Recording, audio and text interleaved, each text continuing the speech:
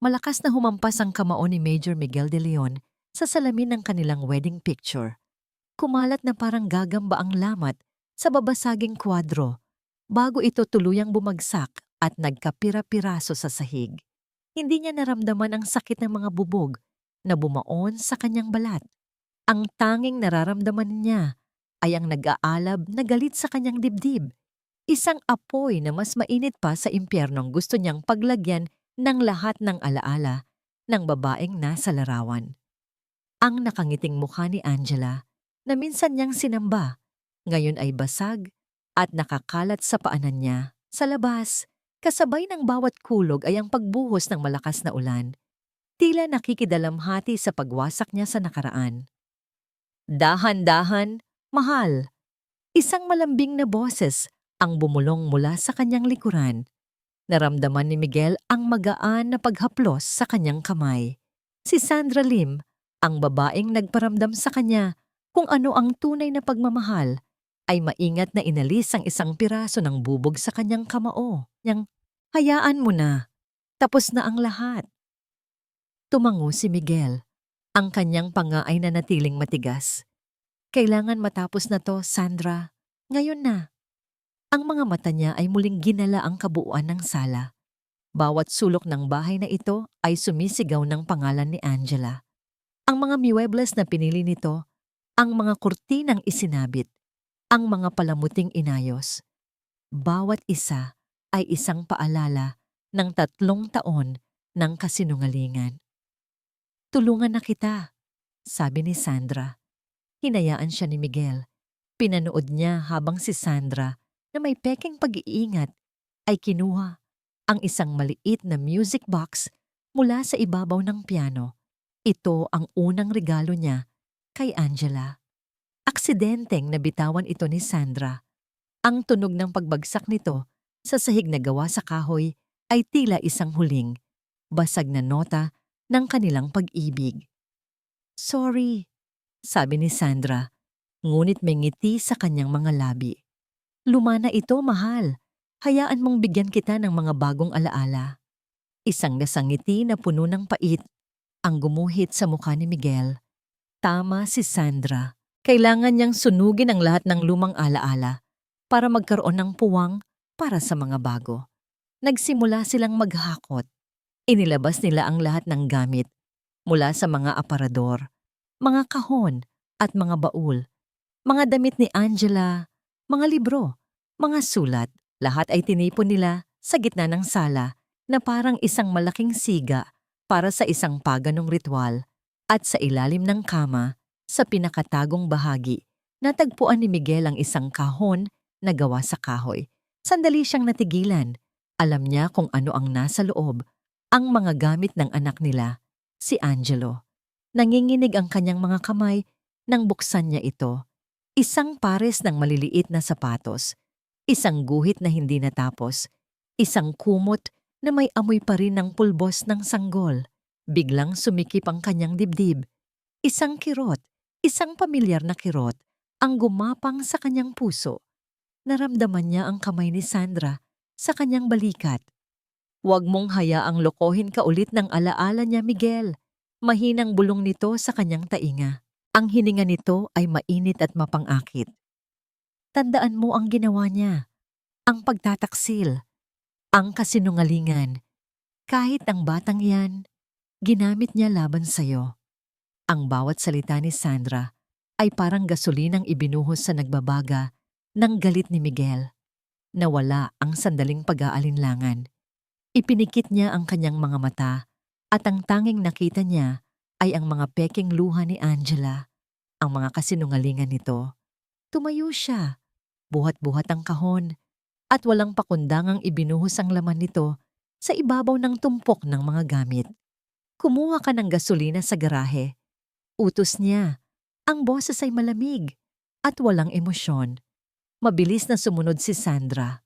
Pagbalik niya, iniabot nito sa kanya ang isang pulang lalagyan. Tinanggap ito ni Miguel at walang awang ibinuhos ang mabahong likido sa lahat ng bagay na minsan niyang pinahalagahan. Ang amoy ng gasolina ay humalo sa hangin. Nangangako ng paglilinis sa pamamagitan ng apoy. Nang maubos ang laman ng lalagyan, inihagis niya ito sa isang tabi. Kinuha niya ang isang lighter mula sa kanyang bulsa. Ang maliit na apoy mula sa lighter ay sumayaw sa dilim. Ito na ang katapusan, ang huling kabanata. Pagkatapos nito, malaya na siya. Tumingin siya kay Sandra. Ngumiti ito sa kanya, isang ngiti ng tagumpay. "Tapusin na natin to," sabi nito. Tumango si Miguel. Walang pag-aalinlangan niyang inihagis ang lighter. Sa isang iglap, ang mga abo ng kahapon ay naging isang nagngangalit na impyerno. Ang apoy ay mabilis na gumapang. Nilamon ang lahat. Ang init ay humampas sa kanyang mukha, ngunit hindi siya umatras. Sa kanyang mga mata, ang refleksyon ng apoy ay sumasayaw. At sa kauna-unahang pagkakataon, sa loob ng 3 taon, naramdaman niya ang paglaya. Mula sa loob ng isang itim na sasakyan na nakaparada hindi kalayuan, pinanood ni Angela Reyes de Leon ang dila ng apoy na unti-unting lumalamon sa bahay na minsan niyang tinawag na tahanan. Walang luha.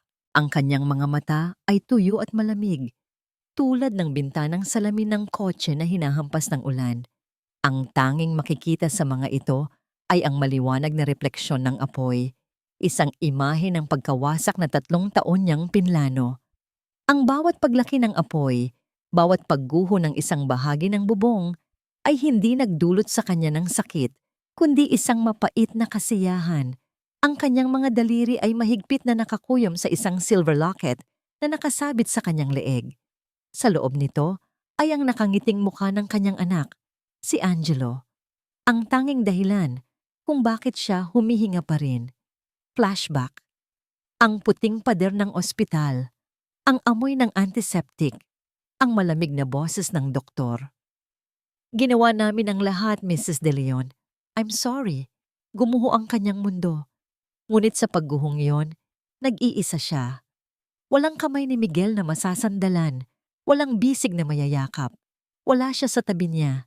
Ilang linggo bago iyon, hindi niya sinasadyang marinig ang isang pag-uusap sa telepono. Nakatago siya sa likod ng pinto ng study room ni Miguel, at ang bawat salita ay parang kutsilyong tumatarok sa kanyang puso. Ito ang boses ni Sandra, ang matalik niyang kaibigan, na puno ng paglalambing na nakalaan dapat para sa kanya. "Kailan mo ba siya iiwan, Miguel? Alam nating pareho na hindi ka na masaya. Pabigat lang siya sa'yo." Narinig niya ang pagbuntong hininga ni Miguel sa kabilang linya. "Malapit na, Sandra. Konting tiis na lang. Masyadong komplikado ngayon, lalo na't dinadala niya ang bata." At pagkatapos ay sinabi ni Sandra ang mga salitang tuluyang pumatay sa kaluluwa ni Angela. "Paano ka nakakasigurong sa'yo nga yan?" Kasalukuyan, napapikit si Angela.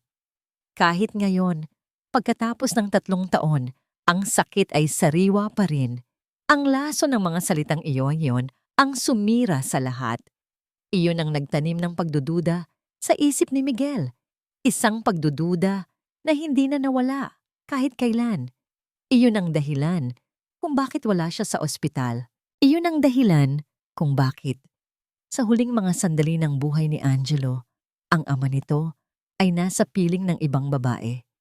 Ang pagkasunog ng bahay nila ay parusa para kay Miguel.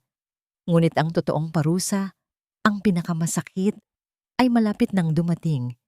Kinuha niya ang kanyang cellphone, tinitigan niya ang screen kung saan nakakonekta na ang isang tawag sa isang hindi rehistradong numero. Ilang minuto na itong naghihintay. Isang simpleng hudyat lang mula sa kanya. Sa kabilang linya, isang boses ng lalaki ang nagtanong, "Ma'am?"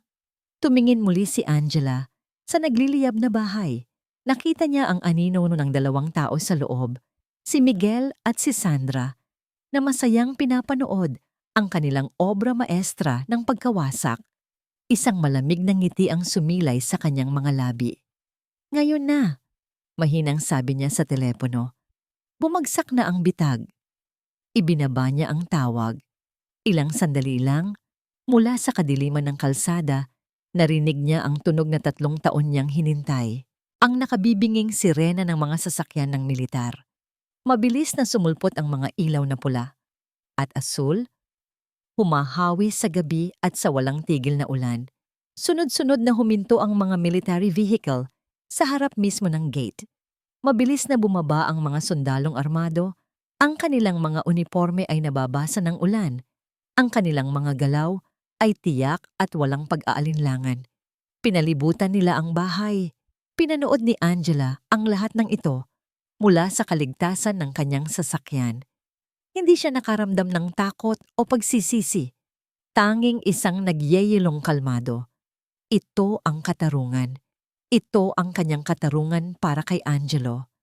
Nakita niyang bumukas ang pinto ng nasusunog na bahay. Iniluwa nito ang nagtatakang mukha ni Miguel na sinundan ng natatakot na si Sandra. Ang kanilang pagtatagumpay ay biglang napalitan ng pagkalito. Mula sa malayo, habang pinapanood niyang lapitan ng mga sundalo, ang lalaking minsan niyang minahal, bumulong si Angela sa hangin. Magsisimula na ang palabas, Miguel.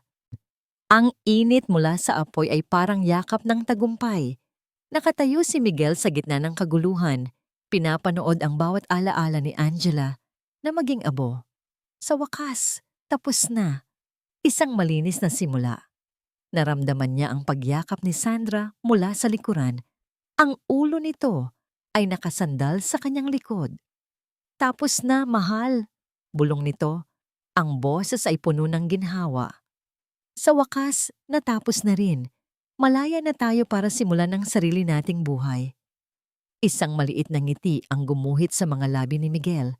Hinawakan niya ang kamay ni Sandra na nakapulupot sa kanyang dibdib. Tama ito. Ito ang nararapat. Ngunit ang sandali ng kanilang tagumpay ay biglang pinunit ng isang tunog mula sa labas. Isang sirena. Hindi lang isa. Marami. Papalapit at papalakas. Nagkatinginan sila ni Sandra. Ang mga bumbero, sabi ni Sandra. Ngunit may bakas ng kaba sa kanyang boses. Umiling si Miguel. Hindi ganyan ang tunog ng sirena ng bumbero. Kasabay ng kanyang mga salita, ang buong paligid ay naligo. Sa kumukuti-kutitap na ilaw na pula at asul, ang mga ilaw ay tumatagos sa mga bintana, sumasayaw sa usok, at lumilikha ng mga nakakatakot na anino sa mga pader. Bago pa man sila makagalaw, isang malakas na kalabog ang yumanig sa buong bahay. Ang pinto sa harapan ay sa pilitang binuksan. Bumangga ito sa pader sa lakas ng pagkawasak. Sunod-sunod na pumasok ang mga sundalong naka-full battle gear. Ang kanilang mga muka ay seryoso. Ang kanilang mga high-powered rifle ay nakatutok. Ang kanilang mga galaw ay mabilis at organisado. At sa isang iglap, napalibutan na nila sina Miguel at Sandra. Ang liwanag mula sa mga flashlight na nakakabit sa kanilang mga baril ay nakakasilaw. Napatakip ng mukha si Sandra at napasigaw. Ngunit si Miguel ay nanatiling nakatayo. Ang pagkalito niya ay mabilis na napalitan ng galit na dulot ng nasaktang karangalan. Isa siyang major. Sino ang mga taong ito na basta nalang papasok sa kanyang teritoryo? Ano ang ibig sabihin nito?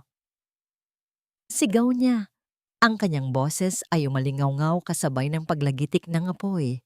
Hindi niyo ba ako kilala? Ako si Major Miguel de Leon. Sino ang pinuno ninyo? Isang lalaki ang humakbang pasulong mula sa likuran ng mga sundalo. Ang kanyang uniforme ay plansado. Ang kanyang tindig ay matikas. Ang mga insignia sa kanyang balikat ay nagpapakita ng ranggong mas mataas kaysa kay Miguel.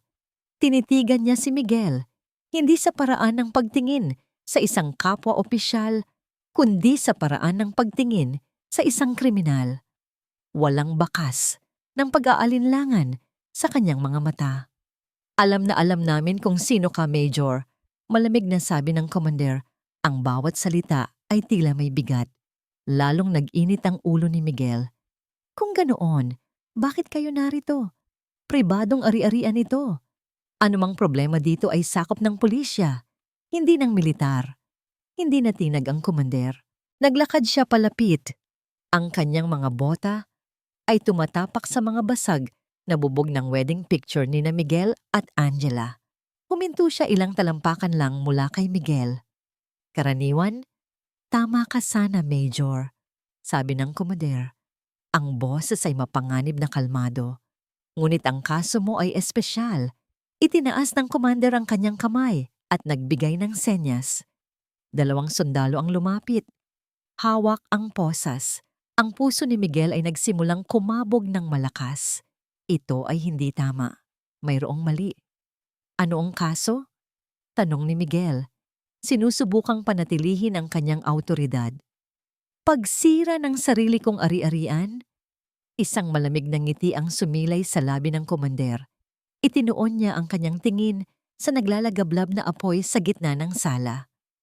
Teuta Miguel de Leon, sabi ng komander sa isang formal at malinaw na tono, na sapat na malakas para marinig sa kabila ng ingay ng apoy. Inaaresto ka namin sa salang paninira ng ari-arian. Nagkaroon ng isang nakakabinging paghinto. At sa salang pagsira ng mga dokumentong pag-aari ng militar. Tila huminto ang pag-ikot ng mundo ni Miguel. Ang lahat ng dugo sa kanyang katawan ay tila bumuhos pababa sa kanyang mga paa. Mga dokumento ng militar? Paanong? Bago pa man niya maproseso ang lahat, ang kanyang mga braso ay mabilis at puwersahang hinila sa kanyang likuran. Ang malamig na bakal ng posas ay kumalat sa kanyang mga pulso. Wala na siyang nagawa. Malamig! Iyon ang unang salitang pumasok sa isip ni Sandra habang nakaupo siya sa loob ng isang kwartong puti at walang laman. Ang tanging kasama niya ay isang mesang bakal at 2 silya. Sa kanyang harapan ay isang malaking salamin. Alam niyang isa itong one-way mirror. Sa likod nito, pinapanood siya. Sinusuri. Hinihintay siyang magkamali. Ibang-iba ang lamig dito sa lamig ng ulan kanina. Ang lamig dito ay tumatagos sa buto, nangangako ng mahabang gabi ng paghihirap. Tumingin siya sa kanyang refleksyon sa madilim na salamin. Nakita niya ang isang babaeng basang-basa ang buhok, magulo ang damit, at may mga bahid ng abo sa mukha. Mukha siyang kaawa-awa. Mukha siyang biktima. Maganda. Kailangan niya itong gamitin. Huminga siya ng malalim at pinilit ang sarili na umiyak. Inisip niya ang lahat ng kanyang mga pinagdaanan, ang lahat ng kanyang isinakripisyo para marating ang puntong ito, para lang mapunta sa isang interrogation room. Ang mga luha ay hindi peke, totoo ang kanyang takot. Ngunit ang dahilan sa likod ng mga ito, iyon ang kanyang itatago. Bumukas ang pinto. Isang lalaking nasa katanghalang gulang na may seryosong mukha at matalas na mga mata ang pumasok at umupo sa silyang nasa tapat niya. Inilapag nito ang isang manipis na folder sa mesa. Miss Sandra Lim, simula ng investigador. Ang boses ay kalmado at professional. Gusto naming malaman kung ano ang nangyari ngayong gabi. Tumango si Sandra. Pinipigil ang isang hikbi. Sir, hindi ko po sinasadya ang lahat. Mahal na mahal ko lang po si Miguel. Eto na, ang simula ng kanyang palabas. Gusto ko lang po siyang tulungan. Patuloy niya, hinayaang manginig ang kanyang boses. 3 taon na po siyang nagdurusa. 3 taon na siyang binabangungot ng multo ni Angela. Tumaas ang kilay ng investigador, ngunit hindi ito nagsalita. Hinayaan lang siya nitong magpatuloy. Laging sinasabi ni Miguel na kailangan niyang sunugin ang nakaraan para makalaya. Kwento niya, ang mga luha ay tuloy-tuloy nang dumadaloy sa kanyang mga pisngi. Sabi niya, habang nandyan ang mga gamit ni Angela, hindi siya matatahimik. Sinusuportahan ko lang po siya. Sinusubukan ko lang pong ibalik ang lalaking minahal ko. Sa isip niya, bawat salita ay kinakalkula. Tama, iyan ang sabihin mo. Gawin mong biktima ang sarili mo. Isang babaeng nagmamahal lang. Kaya nang sabihin niyang sunugin ang mga gamit, pumayag ako. Dahil akala ko yun na ang katapusan ng kanyang paghihirap. Wala po akong alam sa iba pa. Mga personal na gamit lang po ang nakita ko. Kahit ang mga kahon na nasa ilalim ng kama? Tanong ng investigador. Ang mga mata ay nakatitig sa kanya. Mabilis na umiling si Sandra. Hindi po. Si Miguel po ang kumuha ng lahat. May isa pong kahon na bakal. Pero hindi ko po alam kung ano ang laman noon. Ang sabi niya lang, parte iyon ng nakaraang kailangan niyang kalimutan. Nagtiwala po ako sa kanya. Pinunasan niya ang kanyang mga luha gamit ang likod ng kanyang kamay. Isang kilos na ilang beses na niyang pinraktis sa salamin. Tumahimik ang kwarto. Ang tanging maririnig ay ang mahinang pag-ulan sa labas at ang pag-iyak ni Sandra. Tinitigan lang siya ng investigador.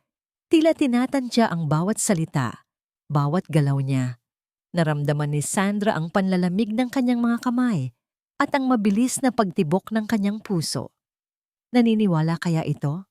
Pagkatapos ng tila isang walang hanggang katahimikan, tumango ang investigador. Kinuha nito ang folder at binuklat. "Miss Lim?" sabi nito sa parehong kalmadong tono. "May isa na lang akong tanong sa ngayon." Huminga ng maluwag si Sandra. Malapit nang matapos. "Kilala mo ba si Angela Reyes? Bago mo pa makilala si Major De Leon." Ang tanong ay parang isang malakas na sampal. Biglang huminto ang pag-agos ng kanyang mga pekeng luha. Ang lahat ng dugo sa kanyang muka ay tila nawala. Ang kanyang mga mata, na kanina'y puno ng lungkot, ngayon ay nagpapakita ng isang bagay na hindi niya maitago. Gulat at purong takot. Sa loob ng isang tahimik na silid sa isang hotel na hindi matutunton, umilaw ang screen ng cellphone ni Angela. Isang mensahe mula sa isang numerong hindi nakasave. Tinanong na siya. Ang huling tanong, "Kilala mo ba si Angela Reyes bago mo pa makilala si Major De Leon?" Isang mapait na ngiti ang sumilay sa mga labi ni Angela. Kaya pala biglang tumahimik sa kabilang linya ang kontak niyang nagmo-monitor sa interrogation. Nararamdaman niya mula rito ang biglaang pagkatuliro ni Sandra, ang pagkatuyo ng lalamunan nito, ang paghahanap ng mga salita sa isip na tuluyan ng naglaho. Ang pangalang iyon?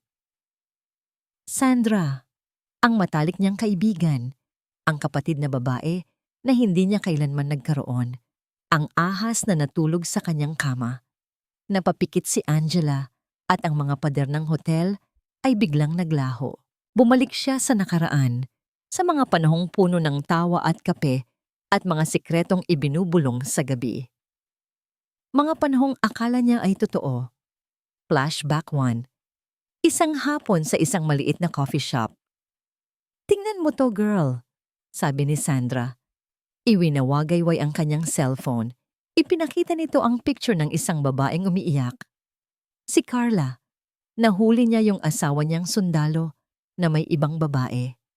Hay, yang mga lalaking nasa serbisyo, pare-pareho lang yata sila.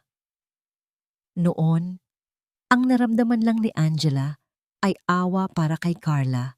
Binaliwala niya ang komento bilang isang mapait na biro. Ngayon, nakikita na niya ang tunay na kulay nito. Isang maliit na patak ng lason na dahan-dahang ipinapatak ni Sandra sa kanyang isipan. Flashback 2.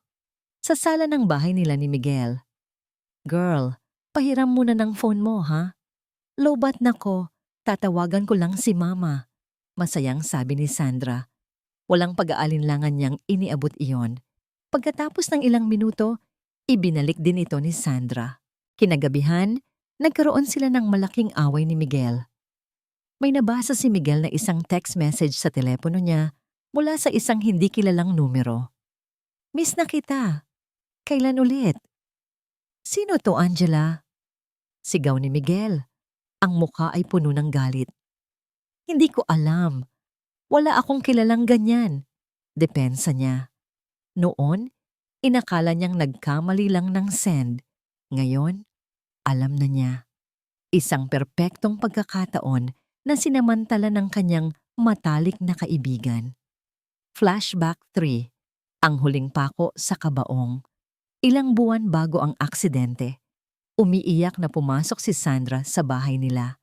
Ang kanyang mga mata ay namumugto, ang kanyang pagkilos ay puno ng pag-aalala.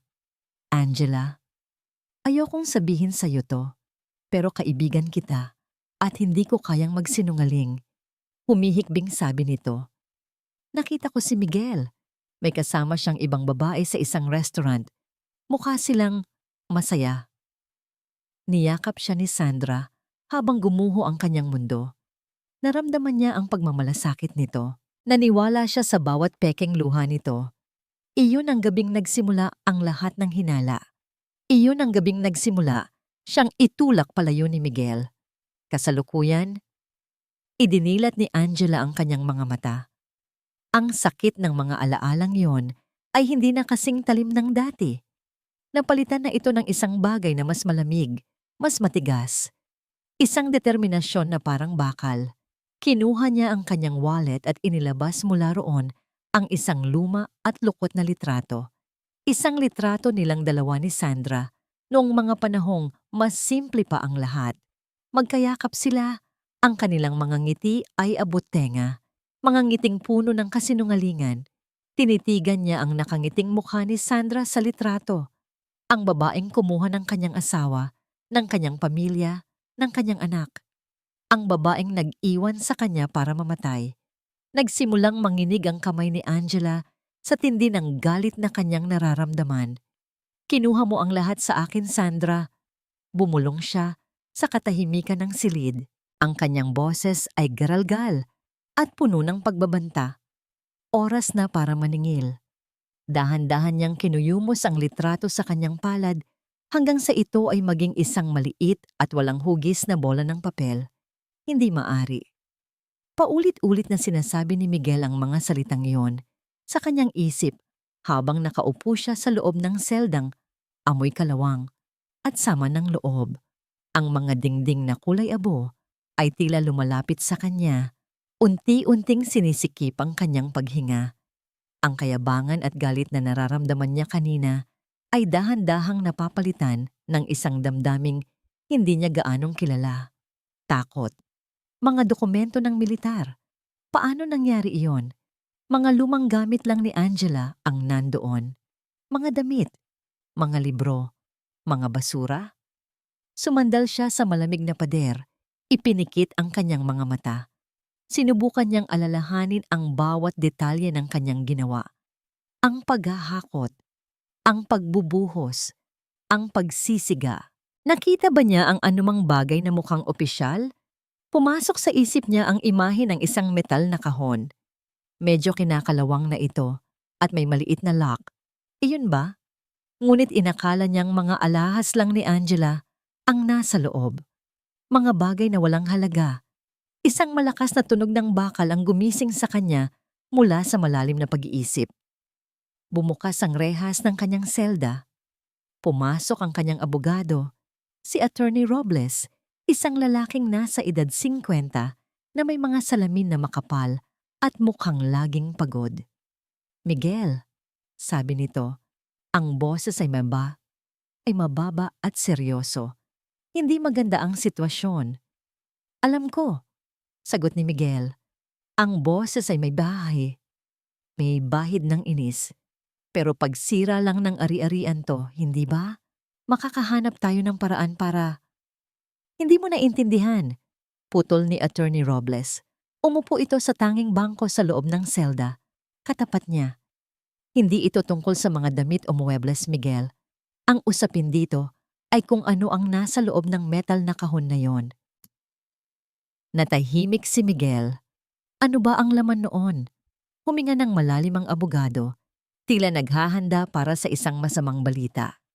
Na-recover ng investigation team ang ilang mga nasunog na papel mula sa kahon. Sapat na para malaman kung ano ang mga ito. Miguel, ang mga dokumentong sinunog mo ay ang kumpletong file ng Operasyon Silangan. Sa pagkarinig ng mga salitang iyon, tila isang malaking tipak ng yelo ang bumagsak sa sikmura ni Miguel. Operation Silangan. Isang bangungot mula sa kanyang nakaraan. Isang palpak na misyon, 10 taon na ang nakalipas. Isang maling desisyon niya na nagresulta sa pagkasawi ng 2 sundalo. Isang insidente na dapat sana ay sumira sa kanyang karera. Ngunit hindi. Flashback. "Huwag kang mag-alala, Miguel. Aayusin ko to," sabi ni Angela. Ang kanyang mga mata ay puno ng determinasyon. Ang kanyang ama ay isang maimpluwensyang general. Ginamit niya ang lahat ng koneksyon nito. Isang tawag dito, isang pabor doon. Pagkatapos ng ilang linggo, ang imbestigasyon ay isinara. Ang pangalan ni Miguel de Leon ay nalinis. Ang kanyang pagkakamali ay ibinaon sa limot. Kasalukuyan. Napatingin si Miguel sa kanyang abogado. Ang kanyang mga mata ay nanlalaki sa hindi makapaniwalang pagkaunawa. Pero, paanong napunta kay Angela ang mga dokumentong yon? Ang mga orihinal na kopya ay dapat nasa high security archives. Ayon sa mga paunang investigasyon, kinuha niya ang mga ito gamit ang security clearance ng kanyang ama bago pa man ito pumanaw. Paliwanag ni Robles, itinago niya ang mga ito. Para saan? Hindi natin alam. Ang malinaw lang, Miguel, ay sinunog mo ang ebidensya ng isang bagay na napakaseryoso. Para sa militar, ito ay katumbas ng pagtataksil. Pagtataksil. Ang salita ay umalingaw-ngaw sa loob ng maliit na selda. Siya? Isang taksil? Inialay niya ang buong buhay niya sa serbisyo. Ngunit ngayon, dahil sa isang bulag na galit, dahil sa isang gabi ng kahibangan, siya ay naging isang kaaway ng Estado. At ang pinakamasakit sa lahat, ang babaeng pinaniniwalaan niyang traidor, ang babaeng kinamuhian niya at sinisi sa lahat, ay ang parehong babae na nagtago ng kanyang pinakamadilim na sikreto para protektahan siya. Bakit, Angela? Bakit mo itinago ang mga iyon? Para ba gamitin laban sa akin balang araw? O para iligtas ako? Ang mga pader ng kanyang galit ay nagsimulang magpakita ng mga lamat. Sa unang pagkakataon, isang binhi ng pagdududa ang itinanim sa kanyang puso. Hindi pagdududa kay Angela, kundi pagdududa sa kanyang sarili. "Sandali," sabi ni Miguel. Ang kanyang boses ay nanginginig. Tumingin siya sa mata ng kanyang abogado. Sa mga nasunog na gamit, may nahanap pa ba silang iba? Isang maliit na sobrang papel man lang? Napakunot ang noo ni Attorney Robles, tila nag-iisip. May nabanggit sila. Isang brown envelope na halos natupok na rin. Pero may nakuha raw ang forensics mula rito. Isang papel na may mga numero at pangalan. Mukhang resulta ng isang laboratory test. Naramdaman ni Miguel na nanuyo ang kanyang lalamunan. Ang dugo sa kanyang katawan ay tila nagyelo. Alam niya kung ano ang nasa sobring yon. Ang huling alas ni Angela. Ang huling patunay na sinadya niyang balewalain. Ang resulta ng DNA test ni Angelo. Nakalaya si Sandra sa bisa ng piyansa. Ngunit ang pakiramdam ay hindi kalayaan, kundi isang mas malaking hawla. Pagdating niya sa kanyang penthouse unit, ang unang ginawa niya ay i-lock ang pinto, isara ang lahat ng kurtina, at sandaling sumandal sa pader, hinahabol ang kanyang hininga. Ang imahe ng malamig na mga mata ng investigador ay hindi maalis sa kanyang isipan. "Kilala mo ba si Angela Reyes? Bago mo pa makilala si Major De Leon?" Ang tanong na yon. Ang tanong na sumira sa kanyang perpektong depensa. "Mga tanga!" bulong niya sa sarili, puno ng galit. Naglakad siya pabalik-balik sa kanyang sala. Ang kanyang mga mamahaling takong ay tumutunog sa makintab na sahig na gawa sa kahoy. Paano nila nalaman? Paano? Kailangan niyang umalis. Ngayon na. Mabilis siyang nagtungo sa kanyang silid. Mula sa ilalim ng kama, hinila niya ang isang malaking maleta. Mula sa likod ng isang painting sa dingding, kinuha niya ang isang maliit na vault. Inilagay niya ang kanyang fingerprint at binuksan ito. Sa loob ay mga tumpok ng dolyar, ilang mga gintong alahas, at isang pasaporteng may ibang pangalan at ibang litrato. Isang babaeng may maikling buhok na itim at walang salamin. Ang kanyang emergency exit. Habang nagmamadali niyang inilalagay ang lahat sa maleta, tumunog ang kanyang cellphone.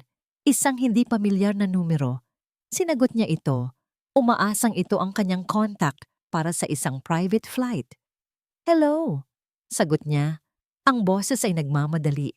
Katahimikan sa kabilang linya. "Sino to?" tanong niya ulit. Naiinis na. Pagkatapos ay isang mahinang paghinga ang kanyang narinig. Isang pamilyar na paghinga. Isang paghinga mula sa nakaraan. "Nasaan ka man, hahanapin kita," sabi ng isang boses ng babae.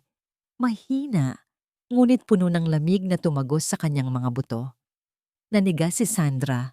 Binitawan niya ang cellphone na parang isang nagbabagang piraso ng uling. Tumalsik ito sa sahig, ngunit malinaw pa rin niyang naririnig ang katahimikan mula sa kabilang linya. Isang katahimikang mas nakakatakot kaysa sa anumang sigaw. Siya. Imposible. Patay na siya. Nakita niya ang ulat. Nakita niya ang abo. Nanginginig ang buong katawan ni Sandra. Nag-uunahan ang mga tanong sa kanyang isip. Sino yon? Isang nagbibiro? Isang kaaway na gustong samantalahin ang sitwasyon o... Ting!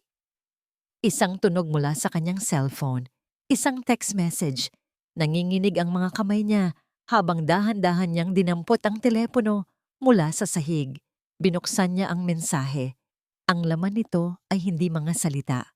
Isa itong litrato. Isang lumang litrato nilang dalawa ni Angela noong college. Masaya silang nakatingin sa camera, magkayakap. Sa ilalim ng litrato, may isang maikling caption. "Akala mo ba makakatakas ka? Matalik kong kaibigan." Isang hindi makataong tunog ang kumawala mula sa lalamunan ni Sandra.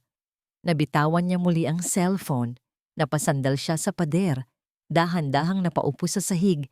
Ang kanyang mga mata ay nanlalaki sa purong sindak. Hindi ito multo. Hindi ito biro. Si Angela. Buhay siya. At kung buhay si Angela, ibig sabihin, lahat ng nangyari ngayong gabi, ang pagsunog, ang mga dokumento, ang pagdating ng mga militar. Hindi iyon aksidente. Hindi iyon malas. Isa itong bitag. Isang perpektong bitag na binuo sa loob ng 3 taon. At siya si Sandra Lim, na laging nag-aakalang siya ang pinakamatalino, ang nag-iisang manlalaro. Sa larong ito ay isa lang palang daga na walang kamalay-malay na tumatakbo papasok sa patibong. Biglang tumayo si Sandra, puno ng adrenaline. Wala na siyang pakialam sa pera. Wala na siyang pakialam sa mga alahas. Kailangan niyang makaalis. Hinablot niya ang kanyang bag at susi ng kotse. Mabilis siyang tumakbo palabas ng kanyang silid patungo sa pinto.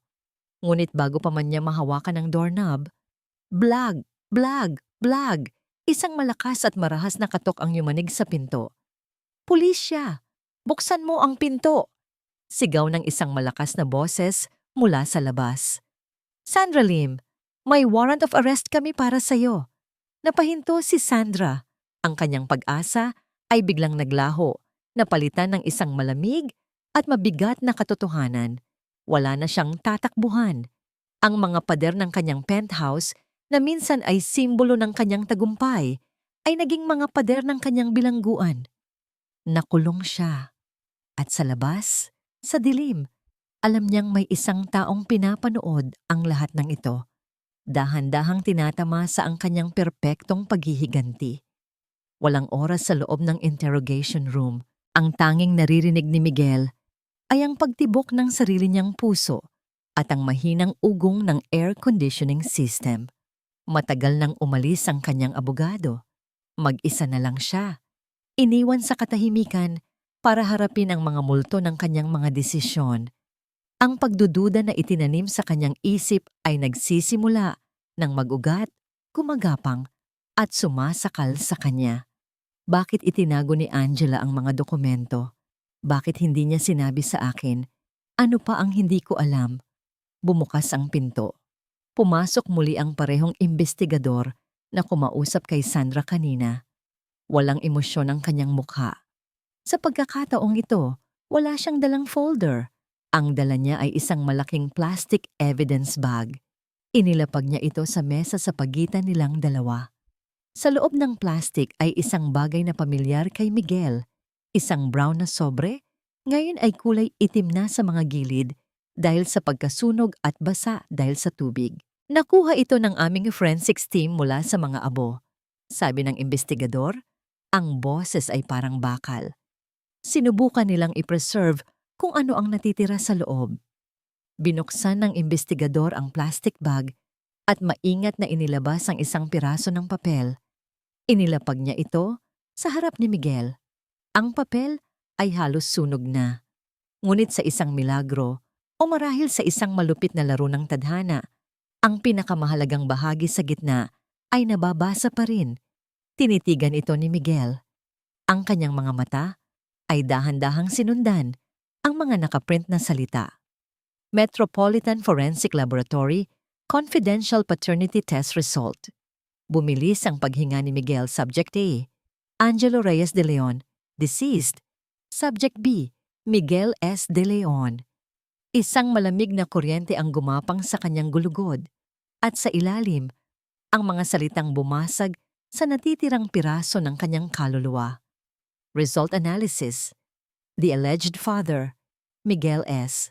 de Leon, is not excluded as the biological father of the child, Angelo Reyes de Leon. Probability of paternity. 99.9% ang mga numero ay sumayaw sa harap ng kanyang mga mata. 99.99%. Hindi 1% ng pagdududa, hindi isang pagkakamali. Flashback. Si Angela, umiiyak sa harap niya. Ang tiyan ay malaki na. Miguel, maniwala ka sa akin. Anak mo to. Anak natin to. At siya nakatayo roon, ang mga mata ay puno ng pagkamuhi na idinikta ni Sandra. Paano ko malalaman kung akin nga yan? Paano ako makakasiguro na hindi ka lang naghahanap ng ibang lalaki? Flashback. Ang tawag mula sa ospital. Sir, ang asawa niyo po nanganak na, pero maselan po ang kondisyon ng bata. Kailangan po namin kayo rito. At siya nakaupo sa isang bar kasama si Sandra. Ibinaba ang tawag. Hayaan mo sila, sabi niya. Ang boses ay lasing sa alak at galit. Hindi ako pupunta. Hindi ko anak yan. Kasalukuyan. Ang papel sa kanyang harapan ay hindi na lang isang papel. Isa itong hatol. Isang sentensya. Isang salamin na nagpapakita sa kanya kung gaano siya kahalimaw. Ang anak na itinakwil niya ay sa kanya. Ang batang hinayaan niyang mag-isa sa ospital ay dugo niya. Ang dahilan ng pagkasira ng kanilang pagsasama ay hindi ang pagtataksil ni Angela, kundi ang kanyang sariling nakakabulag, nakayabangan at ang mga lason na ibinulong ni Sandra sa kanyang tainga. Isang tunog ang kumawala sa kanyang lalamunan. Isang tunog na hindi sigaw, hindi iyak, kundi ang tunog ng isang taong tuluyang nawasak. Ibinagsak niya ang kanyang ulo sa mesang bakal. Ang sakit ay pisikal. Ang bawat hibla ng kanyang pagkatao ay sumisigaw sa pagsisisi. Sinunog niya ang ebidensya ng kanyang pagkakasala. Sinunog niya ang ebidensya ng pagmamahal ni Angela. At sinunog niya ang katotohanang magpapalaya sana sa kanya.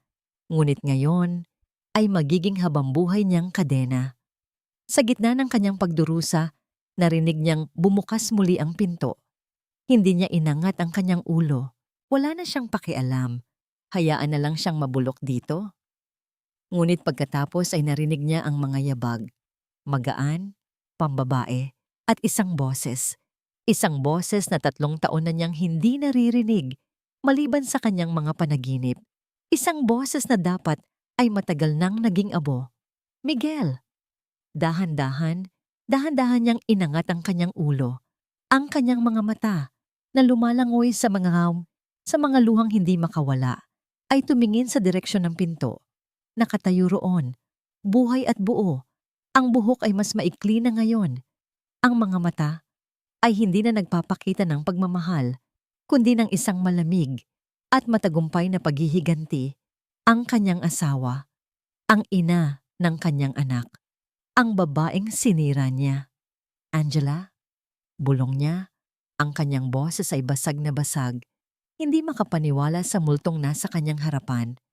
Ang hangin sa loob ng silid ay naging mabigat. Halos hindi na makahinga si Miguel. Ang babaeng nasa harap niya ay si Angela, ngunit hindi rin. Ang kanyang mukha, ang kanyang tindig, pamilyar ang mga ito, ngunit ang liwanag sa kanyang mga mata ay wala na. Napalitan ito ng isang kalmadong kadiliman, isang kapayapaan na nakamit mula sa matagal na pagpaplano ng isang perpektong pagbagsak.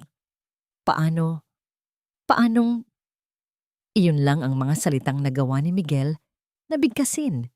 Ang kanyang isip ay hindi kayang iproseso ang katotohanang nasa harap niya. Umupo si Angela sa silyang nasa tapat niya, ang parehong silyang inupuan ng imbestigador kanina.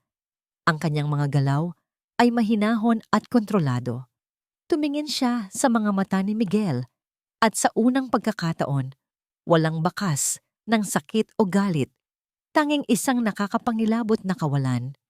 Ang Angela na kilala mo ay matagal nang namatay, Miguel, sabi niya.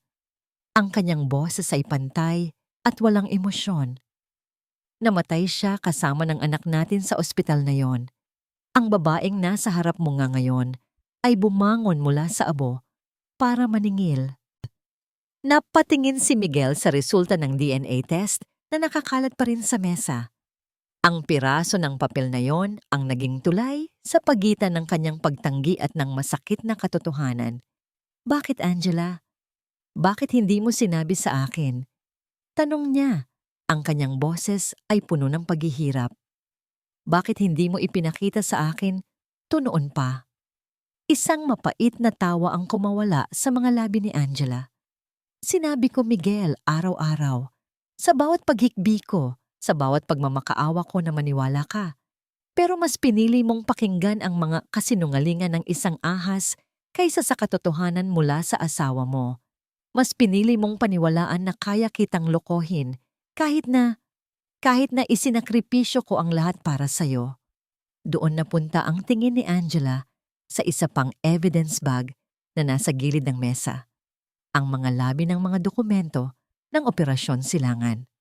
Ang mga yan, sabi niya, itinuturo ang mga ito. Akala mo siguro, itinago ko yan para gamitin laban sa'yo, para may panakot ako sa'yo sakaling iwan mo ko. Umiling siya. Hindi, Miguel. Hindi yan ebidensya laban sa'yo. Ebidensya yan kung gaano kita kamahal noon. Itinago ko yan dahil iyon ang tanging paraan para masigurong walang sino man ang makakabukas muli sa kaso mo. Iyon ang aking proteksyon para sa'yo. Ang bawat salita ay parang isang suntok sa sikmura ni Miguel. Ang bawat katotohanan ay isang piraso ng salamin na tumutusok sa kanyang puso. Ang babaeng pininturahan niya bilang isang halimaw sa kanyang isipan ay ang kanyang tanging anghel na tagapagbantay pala. At ang anghel na iyon, sinunog niya ang mga pakpak. Hindi na niya nakayanan. Ang bigat ng lahat ng kanyang kasalanan, ang kanyang pagdududa, ang kanyang pagtataksil, ang kanyang pag-abandona sa sarili niyang anak, ay tuluyang dumagan sa kanya. Dahan-dahan siyang bumagsak mula sa kanyang upuan. Lumuhod siya sa malamig na sahig sa harap ni Angela, ang isang major ng militar, isang lalaking kilala sa kanyang tigas at karangalan, ay umiiyak ngayon na parang isang batang nawawala. Patawarin mo ko, Angela, sabi niya sa pagitan ng mga hikbi. Patawarin mo ko, pakiusap. Patawarin mo ko. Tumingin lang si Angela sa kanya mula sa itaas. Ang kanyang ekspresyon ay hindi nagbabago. Walang awa, walang galit, tanging ang pagtatapos. Ang pagpapatawad ko ay hindi na maibabalik si Angelo, Miguel. Mahinang sabi niya, ang pagpapatawad ko ay hindi na mabubura ang katotohanang hinayaan mong mamatay ang sarili mong anak dahil mas pinaniwalaan mo ang kasinungalingan. Tumayo siya. Hindi ang kulungang ito ang tunay mong bilangguan. Ang tunay mong sentensya ay ang mabuhay araw-araw dala ang katotohanan iyan. Mabuhay ka na alam mong ikaw at ikaw lang ang sumira sa lahat ng bagay na mahalaga sa'yo. Tumalikod si Angela at nagsimulang maglakad palayo. Angela, sandali! Sigaw ni Miguel. Sinusubukang abutin siya, ngunit ang kanyang katawan ay parang tinulos sa sahig. Huminto si Angela sa may pinto, ngunit hindi siya lumingon. Paalam, Miguel. Pagkatapos ay lumabas na siya. Isinasara ang pinto sa likuran niya at iniiwan si Miguel de Leon na nag-iisa sa impyernong siya mismo ang gumawa. Ang kwento ng pag-aresto kay Major Miguel de Leon ay kumalat na parang apoy. Naging laman ito ng mga balita. Isang mataas na opisyal ng militar na aresto hindi lang dahil sa isang simpleng kaso ng arson, kundi dahil sa pagkasira ng mga sensitibong dokumento na nag-uugnay sa kanya sa isang kontrobersyal na operasyon sa nakaraan. Ngunit ang mas naging usap-usapan ay ang mga detalyeng lumabas sa investigasyon, ang tungkol sa pagtataksil, sa isang planadong paninira at sa isang asawang pinaniniwalaang patay na muling bumangon para sa katarungan. Sa korte, si Sandra Lim ay tuluyan nang nawalan ng kontrol. Ang babaeng minsan ay puno ng kumpiyansa at husay sa pagmamanipula ay isa na lang ngayong nagwawalang anino ng kanyang dating sarili. Ang kanyang mga pekeng luha ay napalitan ng totoong pagtangis ng pagkatalo. Nang ilabas ang mga ebidensya, mga bank record ng mga malalaking withdrawal bago siya tumakas, mga testimonya mula sa mga taong inupahan niya noon para maniktik kay Angela at ang litratong ipinadala mismo ni Angela, wala na siyang nagawa. Hinatulan siya ng mahabang pagkabilanggo para sa mga kasong perjury, conspiracy, at iba pa. Habang kinakaladkad siya palabas ng courtroom, ang kanyang mga mata ay puno ng galit at pagkamuhi. Sumisigaw ng pangalan ni Angela. Ang paglilitis naman ni Miguel de Leon ay ibang-iba. Sa araw ng kanyang court-martial, ang buong silid ay puno ng mga opisyal ng militar at mga miyembro ng media. Inaasahan ng lahat ang isang mainit na depensa, isang pagtatangkang iligtas ang kanyang karera at pangalan. Ngunit hindi iyon ang nangyari. Nang tawagin si Major Miguel de Leon para tumayo, ginawa niya ito nang may bigat sa kanyang mga balikat, ngunit may kakaibang kalinawan sa kanyang mga mata. Wala na ang dating kayabangan, wala na ang galit. Ang natira na lang ay isang taong hubad sa lahat ng pagkukunwari. Mayroon ka bang nais sabihin bago ibaba ang hatol? Tanong ng pinunong hukom. Huminga ng malalim si Miguel. Tumingin siya sa mga taong naroroon. Wala po akong balak idepensa ang aking sarili, Your Honor. Simula niya, ang kanyang boses ay kalmado, ngunit basag. Dahil ang lahat ng akusasyon laban sa akin ay totoo. Nagkaroon ng bulungan sa loob ng silid. Sinunog ko ang mga dokumento ng Operasyon Silangan, pagpapatuloy niya, at sa paggawa noon, ako ay nagtaksil sa aking sinumpaang tungkulin. Tinatanggap ko po ang anumang parusa para sa krimeng iyon. Huminto siya sandali. Ngunit hindi lang po iyon ang aking kasalanan. Ang aking pinakamalaking pagkakasala ay hindi laban sa militar, kundi laban sa isang babaeng walang ginawa, kundi mahalin at protektahan ako. Ang aking pagkakasala ay laban sa isang anak na hindi ko kinilala. Ako ay naging bulag sa katotohanan dahil sa aking kayabangan at pinakinggan ko ang mga kasinungalingan dahil mas madali itong tanggapin kaysa sa aking sariling mga pagkakamali. Ang kanyang pag-amin ay hindi na lang isang legal na testimonya. Ito ay isang pagluhod ng kaluluwa. Ang parusa na ipapataw ninyo sa akin ngayon ay hindi kailanman magiging kasing bigat ng parusang habambuhay kung dadalhin sa aking konsensya. Tinatanggap ko po ang inyong hatol ng buong buo. Pagkatapos ng kanyang mga salita, isang nakabibinging katahimikan ang bumalot sa buong courtroom. Kahit ang pinakamatigas na general ay hindi makatingin ng diretso sa kanya. Nakita nila hindi ang isang traidor, kundi ang isang taong tuluyang nawasak. Ibinaba ang hatol. Dishonorable discharge. Pagkabilanggo ng maraming taon. Ang pagtatapos ng lahat ng kanyang pinaghirapan. Habang isinasama na siya palabas ng mga bantay, lumingon si Miguel sa kanyang abogado. Si Attorney Robles. Isang tanong lang ang nasa kanyang isipan. Siya ba? Nandoon ba siya? Mahinang tanong ni Miguel. Umaasa. Ngunit kasabay nito'y natatakot malaman ang sagot. Malungkot na umiling ang kanyang abogado. Wala siya, Miguel. Wala siya rito. Tumango si Miguel. Isang mapait na pagtanggap ang gumuhit sa kanyang mukha. Siyempre, tapos na ang lahat para sa kanya. Ang kanyang papel sa buhay ni Angela ay tapos na. Ito na ang kanyang pagbabayad sala. Mag-isa. Lumipas ang 6 na buwan. Ang ingay ng eskandalo ay unti-unti nang humina. Napalitan ng mga bagong balita, ng mga bagong drama. Ang kwento ni Major De Leon at ng kanyang misteryosong asawa ay naging isa na lang alaala sa isip ng publiko. Sa isang tahimik na sementeryo sa probinsya, malayo sa gulo ng syudad, tumayo si Angela sa harap ng isang maliit at puting lapida. Nakaukit dito ang isang pangalan na habang buhay niyang dadalhin sa kanyang puso. Angelo R. De Leon. Isang anghel na nagbalik sa langit. Inilapag niya ang isang buke ng mga puting lilis sa ibabaw ng sariwang damo. Ang hangin ay malamig at malinis. Ang tanging maririnig ay ang huni ng mga ibon at ang pagaspas ng mga dahon sa puno. Dito, sa wakas, nahanap niya ang katahimikan. Ang paghihiganti ay natupad na. Si Sandra ay nabubulok sa kulungan. Si Miguel ay nagbabayad para sa kanyang mga kasalanan. Nakuha niya ang katarungang matagal niyang inasam. Ngunit habang nakatayo siya roon, walang pakiramdam ng tagumpay, walang saya. Ang nararamdaman niya ay isang malawak at malalim na kalungkutan. Isang butas sa kanyang puso na hindi mapupunan ng kahit anong paghihiganti. Tapos na, anak, bulong niya. Hinahaplos ang malamig na marmol ng lapida. Nakuha na natin ang hustisya. Patawarin mo si Mama kung ito lang ang paraan na alam ko para ipaglaban ka.